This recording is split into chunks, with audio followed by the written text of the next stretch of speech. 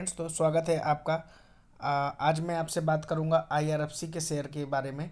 और आईआरएफसी के शेयर के बारे में आपको बात करूंगा कि ये लगातार क्यों गिर रहा है। इसका दो बहुत बड़े रीजंस बताऊंगा।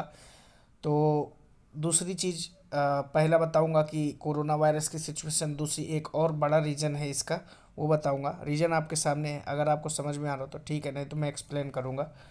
और दूसरा मैं बात करूंगा इसके लॉन्ग टर्म और शॉर्ट टर्म दोनों के लिए, क्योंकि मार्केट में दो तीन प्रकार के इन्वेस्टर्स होते हैं। एक होते हैं जो सोचते हैं कि 2 से 3 महीने में किसी शेयर में इन्वेस्ट करके 10 से 15% प्रॉफिट लेके निकल चले।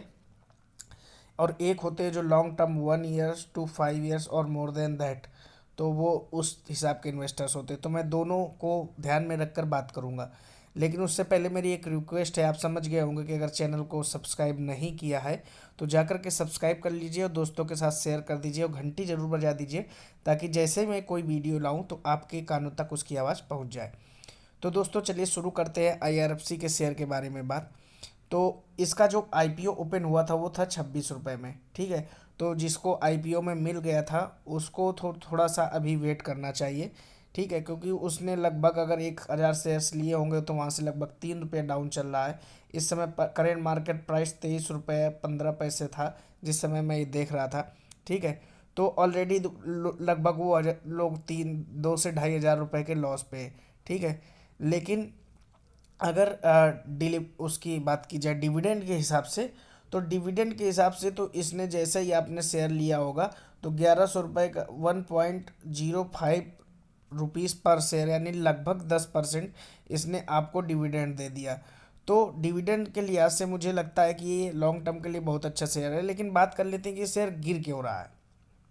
देखिए दोस्तों, पहला रीजन जो है, वो रीजन ये है कि जब कोरोना वायरस लगातार बढ़ रहा है, उसी रीजन की वजह से हमारा दूसरा बहुत बड़ा रीजन है, आपके सामने है। आपको चार्ट में अगर देख के समझ में आ रहा हो, नहीं मैं एक्सप्लेन करूंगा।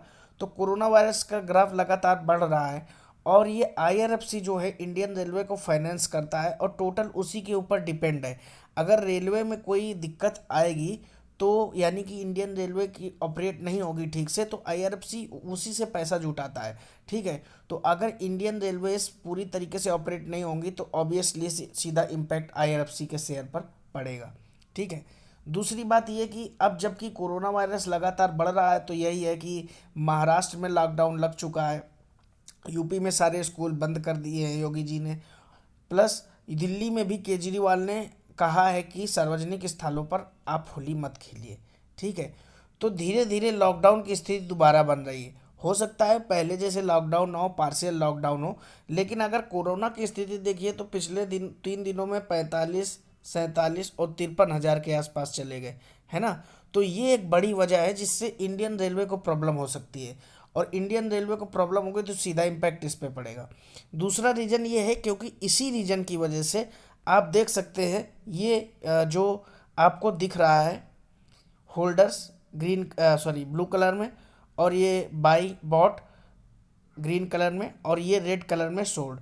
तो आप ये देखिए, ये जो जनवरी का फीचर था, जो होल्ड करने वाले लोग थे वो लगभग 21 म्यूचुअल फंड कंपनीज ने इसको होल्ड किया था, ठीक है, एमएफ बाइंग।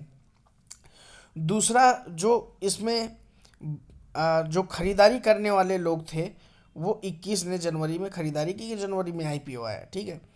सोल्ड करने वाले जो लोग थे, एक म्यूचुअल फंड कंपनी ने इसको सोल्ड किया, ठीक है। लेकिन फरवरी के बाद जैसे ही कोरोना बढ़ने लगा तो आप देखिए होल्डर तो 21 रहे, लेकिन बायर्स की संख्या जो है घट गई फरवरी में, ठीक है। अभी इन्होंने जनवरी मार्च का डेटा पेश नहीं किया है, कारण कि मार्च पूरा ख़त्म नहीं हुआ, ठीक है। तो ये जो स्थिति है ये उठी है केवल और केवल कोरोना वायरस की वजह से, क्योंकि ये लॉन्ग टर्म का है। म्यूचुअल फंड कंपनीज जो होती हैं short term, mid term, long term के हिसाब से शेयर को बदलती रहती है अपने म्यूचुअल फंड पोर्टफोलियो में। तो ये शेयर शॉर्ट टर्म के लिहाज से अगले 2-3 महीने के लिए इनको नहीं लगता ये चलेगा, इसलिए इन्होंने अपनी खरीदारी इसमें बंद कर दी है। तो ये एक बड़ा रीज़न है, ठीक है। बड़ा reason in the sense mutual fund companies वही शेयर लेती हैं जिनको वो लॉन्ग टर्म या शॉर्ट टर्म में होल्ड कर सके। बाकी रिटेलर मार्केट को ऊपर नीचे करता रहता है और ट्रेडर मार्केट को ऊपर नीचे करता रहता है, ठीक है। तो ये सारे रीजन्स है। दूसरा मैं आ जाता हूँ आपसे बात करने के लिए कौन कौन से म्यूचुअल फंड्स ने इसको अभी फ़िलहाल होल्ड किया हुआ है। HDFC बैलेंस एडवांटेज फंड जिसने इसको इतना होल्ड किया हो। चलो दोस्तों, और इस तरीके से ये आप जाकर डेटा देख सकते हैं, और ये डेटा किसी ऐसी वैसी साइट का नहीं है, ये ट्रेंड लाइन का डेटा है, तो ये बहुत ट्रस्टेड साइट है। ठीक है, तो ये अभी आप देख सकते हैं इसका करेंट मार्केट प्राइस जो है 23 रुपये 15 पैसे है। तो यहाँ पर जाके आप बाकी एनालिसिस कर सकते हैं। ठीक है, अब बाकी अगर मुझसे पूछा जाए कि क्या करना चाहिए, तो मैं जैसा इन्वेस्टर वैसे ही सलाह दूंगा। अगर आप 1 से 2 महीने वाले हैं तो आपको नज़र भी नहीं लगानी इसमें। ठीक है, 3 से 4 महीने वाले हैं तो अभी आप 100 शेयर करके खरीदना शुरू कर दीजिए। अगर आप लॉन्ग टर्म इन्वेस्टर है फिर तो कोई दिक्कत ही नहीं, लॉन्ग टर्म के लिए शेयर बहुत अच्छा है। अभी तो investing.com में एक आर्टिकल भी आया था इसको लेकर के, और बहुत इन डेप्थ आर्टिकल है। अगर आपको चाहिए उस आर्टिकल को एक्सप्लेन करूँ तो जाके कमेंट कर दीजिए। तो ये था मेरा आज का अपडेट। तो इसी के साथ वीडियो को वाइंड अप करूँगा। अगर चैनल को सब्सक्राइब नहीं किया है तो प्लीज़ सब्सक्राइब कर दीजिए, दोस्तों के साथ शेयर कर दीजिए। Thank you for watching. जय हिंद।